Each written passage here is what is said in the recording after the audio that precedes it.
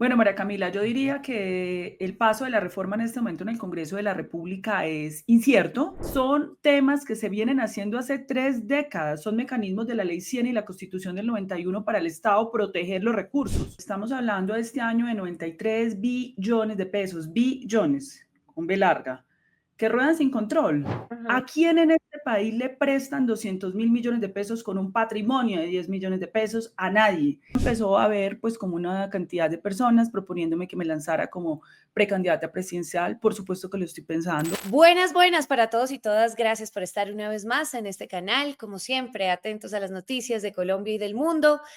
La verdad es que teníamos una conversación pendiente porque ya se está acabando este 2024 y dentro de todo este año, pues quedaron algunas reformas en el Congreso de la República por pasar. Vamos a ver y vamos a ir analizando esto porque además los estamos oyendo. A mí me gusta mucho leerlos y leerlas. Y también dentro de todos los comentarios vi dos cosas. La primera, que hiciéramos como un balance de cada reforma, tal vez que no pasó en el Congreso de la República, analizar el por qué no pasó y hablar con los protagonistas de estas reformas. Y también vamos a tener a varios precandidatos presidenciales probablemente en este canal en estos próximos días. Yo los leo atentamente y la verdad es que pues la idea es que siempre ustedes me puedan estar sugiriendo los temas, las personas a entrevistar y demás. Me gusta mucho oírlos. Bien, y para la gente que no se ha suscrito, les pido el favor que lo hagan si encuentran este contenido relevante. Vamos a hablar de la reforma a la salud. Vamos a hablar de todo lo que ha pasado la semana pasada. Estuvimos conversando del tema de Cosalud, de esa rectificación que le pedían al presidente de la República, de la respuesta del mismo mandatario que decía que él no se iba a retractar en absolutamente nada. Pero hoy vamos a hablar con una gran protagonista que además también me la piden mucho acá y además de que me parece muy interesante sus posturas, pues es una gran protagonista dentro del tema de la reforma a la salud. Ella se llama Carolina Corcho, exministra. Muchas gracias por estar acá. Gracias, María Camila, de nuevo por invitarme a tu programa y un saludo a toda tu audiencia. Bien, quiero preguntarle sobre la reforma a la salud ahorita, el 16 de diciembre. ¿Cómo se encuentra esa reforma en cuidados intensivos? ¿Cómo la catalogaría en términos de salud realmente? Bueno, María Camila, yo diría que el paso de la reforma en este momento en el Congreso de la República es incierto. Acaba de salir de la discusión de la Comisión Séptima del Senado, de la Cámara de Representantes, perdón. Recordemos que el gobierno volvió a presentar otra vez la reforma de manera acotada, con muchas mejoras, de acuerdo a las conversaciones y discusiones que se tuvieron con el Congreso de la República. Y ahorita está pendiente en la Cámara, pero están votando unos impedimentos. Digamos que hay muchas incertidumbres en este momento en el Congreso. Nosotros creemos que sea aprobada. Lo que tenemos dudas es si tenga los votos en el Senado de la República y si los 9 senadores y senadoras de la República de la Comisión Séptima del Senado han reflexionado sobre la necesidad que tenemos de detener la crisis de la salud. La reforma es la que detiene la crisis de la salud, que va a continuar su curso porque las intervenciones son insuficientes, no son la reforma. Yo creo que eso es importante aclarárselo a la gente. Las intervenciones de la Superintendencia de Salud no hacen parte de la reforma, no van a resolver el problema del sistema. Son temas que se vienen haciendo hace 3 décadas, son mecanismos de la Ley 100 y la Constitución del 91 para el Estado proteger los recursos. Entonces, si no hay reforma, es muy difícil que enfrentemos la crisis. Señora exministra, mm, ¿qué tal vez trabas o quienes se han, eh, ¿cómo decirlo?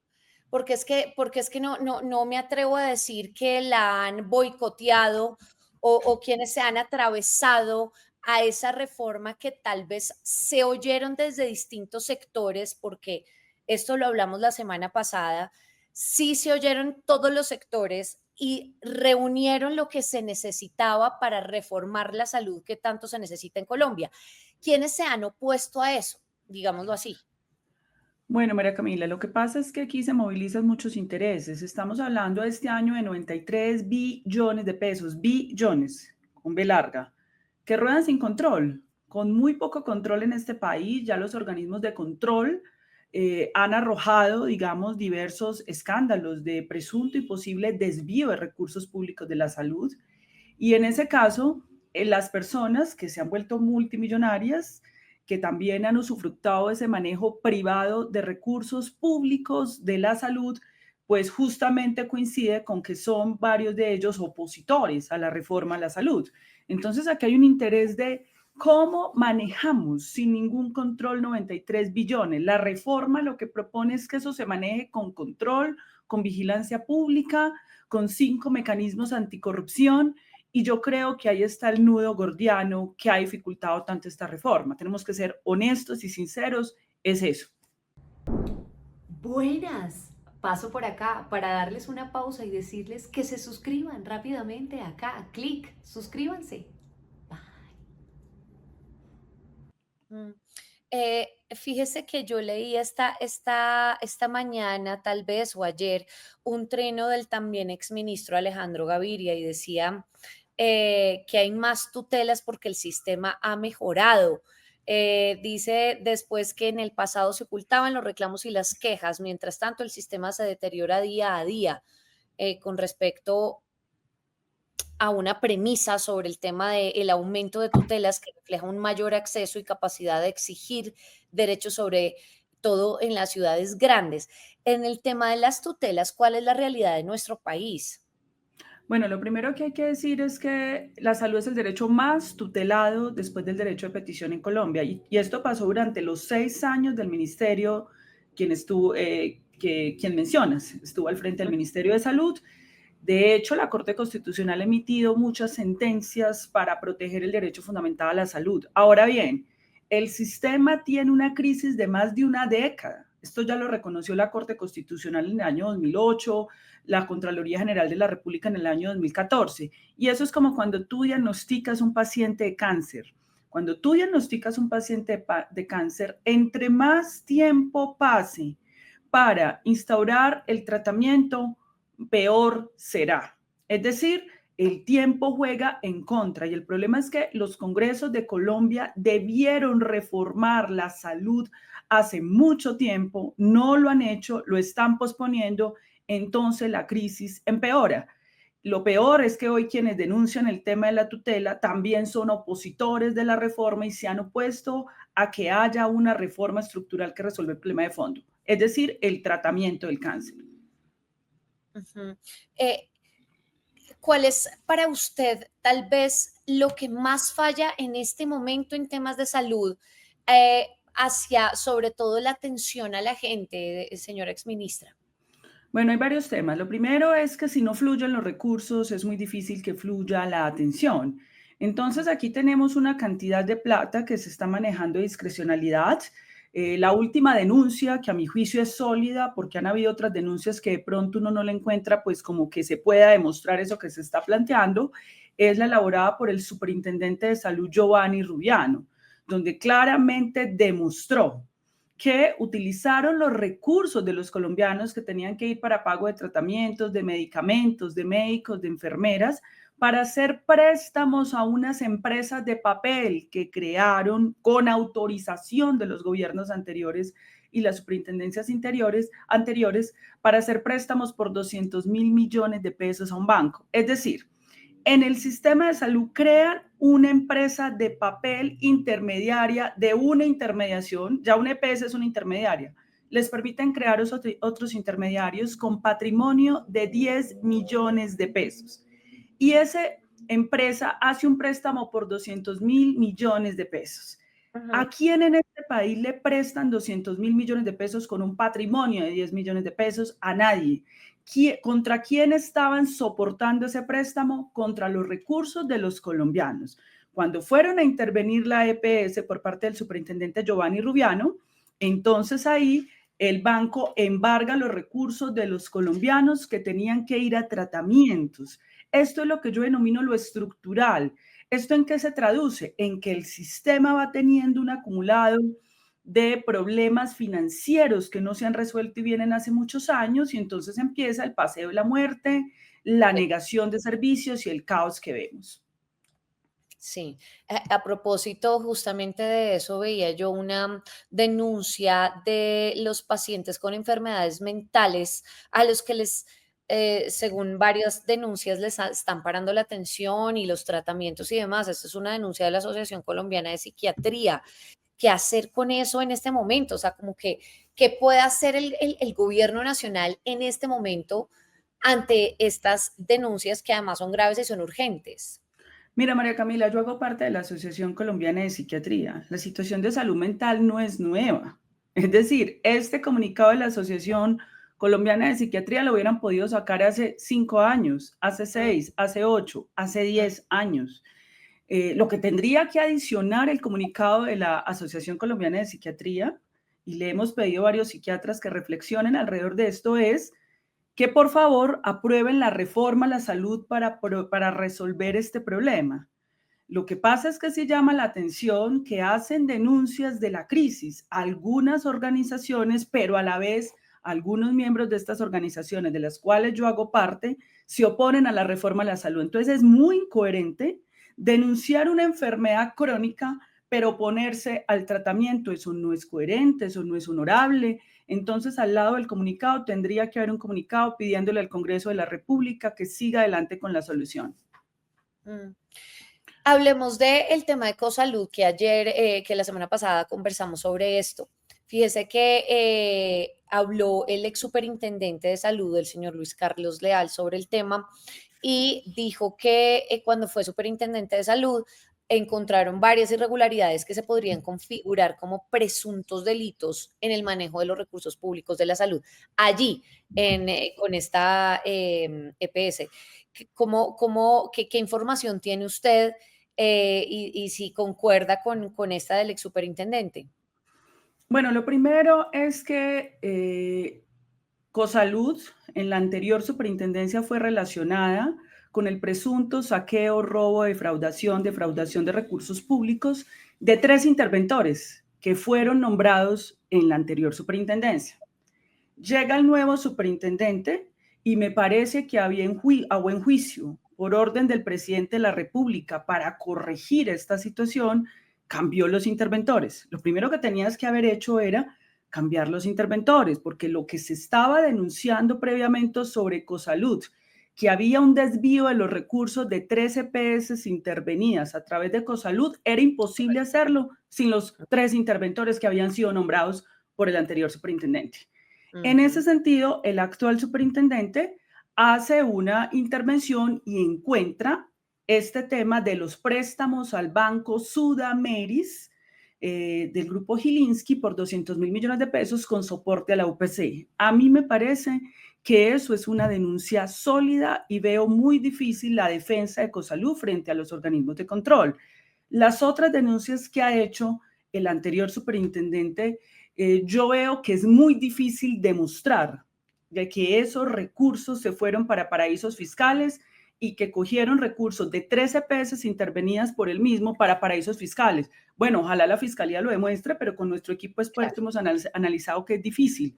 Ahí lo único que se podría demostrar es que Mario Urán, la persona que estaba direccionando todos estos pagos presuntamente fraudulentos con estos 3 interventores, sí tenía cuentas y oficinas en paraísos fiscales. Creo que de ahí eso es como lo único, pero lo que yo veo más sólido es la actual denuncia del doctor Giovanni Rubiano. Ok. ¿Cuál es el papel de la junta, de las juntas directivas de la CPS? Porque pues es que habíamos de hecho hablado de la junta directiva de Cosalud y pues hay personas, familiares de expresidentes, etcétera, y personas cercanas a un nicho importante de un grupo de poder. ¿Cuáles son los papeles de las juntas directivas en la CPS? Todo el papel. Es que las juntas directivas tienen que aprobar los estados financieros. La junta directiva de Ecosalud aprobó el préstamo que hicieron por 220 mil millones de pesos. Y lo que hemos encontrado es que en estas juntas directivas de estas EPS están posesionados familiares de políticos importantes opositores a la reforma, que yo creo que se le tiene que poner al país esto claramente sobre la mesa. Nosotros no estamos haciendo un prejuicio de que sean ladrones o lo que sea, eso lo tiene que demostrar la Fiscalía General de la Nación. Pero sí hay un conflicto de intereses que tienen que hacer públicos, quienes son familiares de quienes están en estas juntas directivas y que presuntamente han usufructuado de manera ilegal e irregular billones de pesos de los colombianos. Sí deberían decirle al país claramente que tienen ese conflicto de interés para ejercer oposición a la reforma. Claro, porque de lo contrario, pues sería antiético, ¿no? Que es lo que hemos visto hasta el momento. Eh, con respecto a las EPS en general, doctora Corcho, yo creo que la pregunta no es hacer la paz con las EPS porque pues hemos visto el grado de corrupción que ha habido a lo largo de la historia de Colombia, pero es posible hacer una conciliación con lo que se quiere hacer de transformación de la salud con esas EPS. Es que yo creo que la conciliación ya se hizo. Compensar y Sura han solicitado retiro voluntario del sistema de salud. Cuando están solicitando retiro voluntario, están reconociendo que son inviables como figura de EPS. El propio grupo Sura ha expresado que ellos estarían dispuestos a convertirse en gestoras de salud y vida, que es la figura que se concertó en el Congreso de la República en la que se transformarían las EPS. Lo que yo no Correcto. entiendo es si reconocen que no pueden continuar en el sistema como EPS, ¿por qué no llaman a sus aliados políticos del Congreso de la República a la sensatez? Tendría que compensar Isura y estos grupos empresariales sumarse, hacer el llamado a que el Congreso autorice las gestoras tal y como fueron acordadas para darle salida al tema de la reforma. Pero segundo, las investigaciones por corrupción deben seguir. Sí. Deben seguir la Fiscalía, la Contraloría, la Procuraduría, pues evidentemente ha jugado un papel no muy ecuánime, no muy equilibrado, pero uno espera que la Contraloría y la Fiscalía den resultados pronto sobre este tema. Sí. Sí, señora exministra, justamente con el tema de Sura, se dice, o sea, ¿cuál es la capacidad? Ellos tendrían la capacidad en este momento para seguir atendiendo. ¿Debe ser intervenida esta EPS? Es que el problema que tenemos es sistémico. Sura lo sabe. Ellos fueron a mi oficina en el Ministerio de Salud y me dijeron, doctora Corcho, es que si ustedes liquidan a Sabia Salud y nos trasladan esos pacientes, entramos en quiebra, porque el sistema es inviable. Y ahí fue donde les dije, sentémonos, señores, hicimos unas mesas, llegamos a un acuerdo de las gestoras. No es Sura solamente, es todo el sistema, que es lo que hemos estado repitiendo, que necesita estructuralmente ser reformado. ¿Por qué? Porque Sura, por ejemplo, hizo el trabajo juicioso de resguardar reservas técnicas para poder soportar las deudas, es decir, hacer las inversiones en bancos. Lo hizo Salud Total, pero otras EPS no lo hicieron. Entonces, cuando se liquidan, dejan deudas y al trasladar esos pacientes allá, pues ellos quedan cargados por lo que no hicieron otros. Por tanto, lo que uno esperaría en coherencia de Sura de compensar es que apoyen la transformación, que solo puede ser legal, no lo podemos hacer vía decreto. Ok, ok. Señora exministra, dentro de las trabas que ha habido en el Congreso de la República para que no se, o para que mejor se caiga, digamos, esta reforma en el pasado, ¿qué ve usted en los congresistas, sobre todo? Porque no ha habido ambiente para esto. Yo Eso espero que le haya interesa. ambiente. A mí me preocupa que no hay argumentos. Yo sigo escuchando lo mismo. Yo sigo escuchando que no hay estudios de impacto fiscal. El Ministerio de Hacienda y Crédito Público los presentó. Aquí hemos explicado, María Camila, con todas las comas y letras, la realidad es tosuda. Ellos mismos dicen, el sistema está en crisis, la tutela, pero no aceptan que el sistema está en crisis y lo que pueden solucionarlo son ellos. Entonces, yo espero sensatez. Ahora, este Congreso no lo hemos visto actuar de manera sensata en muchas ocasiones. Lo que pasó con la ley de financiamiento, hay unas posturas de obstrucción y oposición cerrera. No nos importa lo que pase con el país, lo que nos interesa es que le vaya mal al gobierno del presidente Gustavo Petro y así es imposible. Si esa situación continúa así, va a ser imposible porque esta corporación tiene que estar comprometida es con las necesidades del pueblo colombiano. ¿Cree que hay falta de apoyo incluso de sectores alternativos? No necesariamente, pues del pacto histórico se esperaría que obviamente pues apoyaran las iniciativas pues quisiera el gobierno nacional y demás que pasen, pero los sectores alternativos, los verdes, ¿cree que ha habido falta de apoyo de parte de estos congresistas? Pues no solamente falta de apoyo, hay algunas congresistas del Verde que son abiertamente opositoras, alineadas con los sectores políticos de cambio radical y el centro democrático, defendiendo lo indefendible, planteando cifras distorsionadas, sin argumento, repitiendo lo mismo. Entonces repiten, la reforma no resuelve, pero nunca, ¿por qué no nos sentamos? Y te invito a este espacio. Yo quiero que se sienten acá y me digan entonces si el actual sistema de salud resuelve. Porque Mm. cuando ellos dicen que la reforma no resuelve, quiere decir que el actual sistema de salud funciona. ¿Cómo va a funcionar un sistema de salud con las tutelas que tenemos, con las quejas, con los desfases financieros? Porque además la superintendencia interviene para proteger el derecho a la salud, pero cuando interviene una entidad de esta ya tienen pasivos, deudas muy grandes que requeriría casi que una reforma tributaria para recuperarlas. Siempre las intervenciones son momentos transitorios, no es una intervención del Estado para resolver el problema lo resuelve el Congreso. Claro.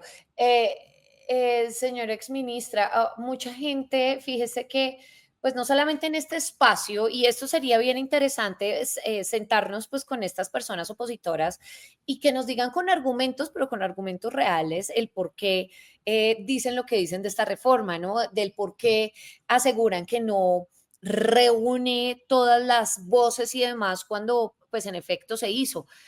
Esto sería bien interesante hacerlo. Voy a ver si es un reto para mí poder sentarme acá en este espacio con esas voces. Em, ¿Usted cree que para este siguiente año, para el 2025, bueno, hoy veíamos el tema de la reforma política que estaba a punto de hundirse, hay algunas, la ley de financiamiento, hay algunas iniciativas importantes y clave para el gobierno del presidente Gustavo Petro que no han podido dar su trámite en el Congreso de la República? ¿Qué opina usted de esto? Bueno, yo creo que son iniciativas no para el gobierno del presidente Gustavo Petro, para el país. Por ejemplo, la jurisdicción agraria es fundamental para el país. ¿Qué hace Colombia importando 12 millones de toneladas de alimentos? Estamos importando maíz. Aparte de eso, tenemos índices de hambre en las grandes ciudades colombianas, mientras que tenemos 69 millones de hectáreas Mm. fértiles que no han podido ser cultivadas porque están acaparadas. Y para eso se necesita que el Congreso de la República apruebe la jurisdicción agraria para que por vía administrativa y expedita se pueda hacer la extinción de dominio de muchas tierras que se han robado y han despojado en Colombia, entregarla a los campesinos, hacer asistencia técnica y generar una industria de crecimiento económico de exportación en el país. Ese es un Ujú. elemento. No es demasiado insensato por oponerse al presidente Gustavo Petro, oponerse al desarrollo económico e industrial de Colombia, del campo y las ciudades. Esa es una. Pero lo de la reforma política también es absurdo. Una reforma política que en principio está buscando la paridad, la participación de las mujeres en la dirección política del Estado, que está exigiendo unas listas cerradas para que haya paridad y obligatoriedad de democracia interna de los partidos políticos. Una reforma política que tendría que resolver el problema de cómo se elige el Consejo Nacional Electoral, porque es que el Consejo Nacional Electoral, que es el que vigila los partidos políticos, no puede ser elegido ni nombrado por los propios partidos políticos a partir del Congreso de la República. Pues distorsionaron todo esto y ya vamos que en el Senado de la República incluyeron un artículo para poder, digamos, explotar aún más el sistema electoral en Colombia con el trafuguismo, María Camila. El trafuguismo es falta de seriedad. Hay que exigirle a los líderes políticos de este país seriedad, coherencia con sus ideas para que el ciudadano sepa por quién está votando. Es que tú no puedes engañar a un elector diciendo que defiendes una postura política, el ciudadano vota por tus ideas y resulta que luego te volviste opositor, como pasó con muchos congresistas, pero ahorita vas y votas en el Congreso para validar que tú puedas ir saltando de un partido a otro, de una idea a otra, engañando al elector. Eso no es serio y eso se distorsionó en el Congreso de la República. Sí, sí, sí. Señora exministra, pues usted es una voz importante, lo fue mientras estaba dentro del gobierno del presidente Gustavo Petro, pero lo sigue siendo. Mucha gente cree en usted, mucha gente cree en su voz, además por el papel que juega en la salud de nuestro país. Em, Usted es una mujer progresista, usted es una mujer, bueno, sí, me atrevo a decirlo que es una mujer progresista y además pues por las distintas posturas que nos ha mostrado. Y quisiera cambiarle un segundito de tema porque justamente durante todo el fin de semana se habló de esa declinación del señor Daniel Mendoza en la embajada de Tailandia debido a, bueno, él dice que básicamente no quería eh, aceptar este puesto porque pues quería seguirse concentrando en la segunda parte de la serie Matarife y demás. Pero pues han salido una serie de trinos que él ha asegurado, de hecho, ahorita lo estaban entrevistando en la W y él decía que esos trinos definitivamente eran parte de su novela y que le ha tocado salir en varias oportunidades a explicar eso. Sobre esto, ¿qué opina usted como mujer, como persona importante dentro de este gobierno? Bueno, lo primero es que yo rechazo en toda su forma la violencia basada en género. Y yo Mm, creo que eso no es negociable, eso lo tenemos que defender. Aquí las mujeres pues tienen mayor posibilidad de ser sometida a violencias por la propia cultura misógina y patriarcal. Yo misma fui sometida a eso, digamos, en el tratamiento que a mí me daban en algunos medios hegemónicos de este país, se notaba el tratamiento que me daban por ser mujer. Pero también existe algo que se llama, que son principios democráticos liberales, la presunción de inocencia y el debido proceso. Yo creo que tiene que haber un equilibrio entre los principios democráticos del respeto por las mujeres y los principios de la presunción de inocencia y el debido proceso. Ahora bien, en el caso específico de Daniel Mendoza, pues él ya desistió. Él ya desistió. Creo que la situación ya quedó ahí y ya lo que nos queda es reflexionar sobre estos dos temas que quiero poner sobre la mesa, la violencia basada en género y el derecho al debido proceso y la presunción de inocencia. mm, sí, de acuerdo con eso, por ejemplo, el tema de la presunción de inocencia. ¿Cómo vio lo del exministro Bonilla? Pues que se ha visto enrollado en todo esto del escándalo de la Unidad Nacional de Gestión del Riesgo, que su más cercana colaboradora dijo que él sí sabía de las irregularidades que se estaban cometiendo, dio un testimonio pues muy fuerte y muy grave en la fiscalía, que serán las autoridades las únicas encargadas de contrastar esa información. Sin embargo, pues le tocó al ministro hacerse a un lado. ¿Qué opina sobre esto? Bueno, lo primero que tengo que plantear es que yo conozco, respeto al doctor Bonilla, me parece un intelectual muy ético y estoy segura que él va a demostrar su inocencia y tiene que probar. Ahora, vi algunas afirmaciones de que al ministro se le acusa de cohecho porque el ministro estaba averiguando por unos pagos, unas transacciones y unas inversiones del Ministerio de Hacienda y Crédito Público. Y hay una línea muy delgada. Todos los ministros, la función de un ministro es la ordenación del gasto para que se desarrollen proyectos de inversión en los territorios de acuerdo a un plan de desarrollo y de acuerdo a una normatividad. El hecho de que un ministro esté haciendo una gestión para que haya una obra en un territorio en sí mismo, eso no prueba que eso se haya hecho a cambio de un voto para la aprobación de una ley de la República. Entonces yo creo que ahí también se ha hecho un ruido de tratar de mostrar como ilegal algo que es consuetudinario, que es legal y además lo tiene que hacer el ministro. Me preocuparía un ministro que no esté gestionando la ejecución de su cartera. Eso sí nos preocuparía. Entonces yo espero que el doctor Bonilla, y estoy segura, demuestre su inocencia ante los tribunales de justicia. ¿Y ve con buenos ojos la llegada del señor Guevara? Eh, Guevara es de la línea, el doctor Guevara es de la línea de Ricardo Bonilla, también un economista muy competente, de mucho conocimiento. Él ha estado al frente del viceministerio, conoce la trayectoria, entonces uno queda, digamos, tranquilo con ese nombramiento. Ok. Por último, exministra, quiero preguntarle del tema de bueno, el siguiente año va a ser un año muy importante, sobre todo por toda la gente que se va a lanzar como para estas próximas elecciones presidenciales en el 2026. ¿Usted lo ha llegado a considerar? ¿Ha llegado a considerar entrar en esta carrera política?